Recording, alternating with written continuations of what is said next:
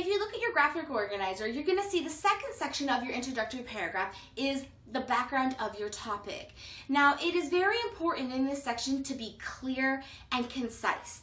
If you look at the graphic organizer in front of you, it's going to say that you're going to be expanding this part of this paragraph for 2 to 3 sentences.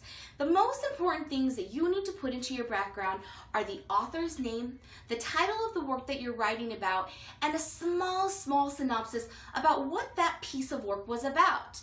Now, kind of a rule of thumb is if I, as your reader, find out what the whole story is about within your introductory paragraph, big no-no. You're going to want to cross that out. Now remember, you're giving me a small synopsis. So if I said to you, explain to me what this book is about in 2 sentences, that's what you write. Or if I say, what was this poem about in 2 to 3 sentences, that's what you write. You do not want to go on and on and on and on in this section. Trust me, it's going to put your reader to sleep. And for your reader, who is that going to be? Your teacher. And trust me when I say from experience, after 200 essays of the same plot over and over and over again, your essay is going to drop in your grade. And you don't want that. So stick to the 2 to 3 sentences and look at the PowerPoint at the end of this video. The middle of the introductory paragraph is probably the easiest part of the 3 different sections that you're going to find here on your graphic organizer.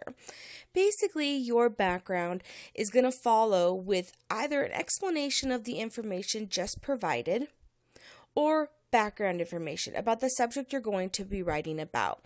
Now, an explanation of the information just provided is generally going to be for research essays. For example, if you've chosen to use a hook of a startling fact, you're now in your background information going to explain that information that you just provided within that startling fact. So for the purposes of literary analysis, which is our focus for this particular PowerPoint, you're going to be looking at background information about the subject that you're going to be writing about. Now, if you look at your graphic organizer, you're going to see that there has to be very specific elements within the background information. First is the name of the author. Now, you need to have the name of the author, first name and last name. Please do not reference your author by their first name. You do not know William Shakespeare on a first name basis, so don't call him William or Will or even Bill. Trust me, I know that sounds ridiculous, but I have seen students do that. So, in addition to the author's name, you're going to also add in the title of the work, whether it be a short story, a poem, a novel, etc.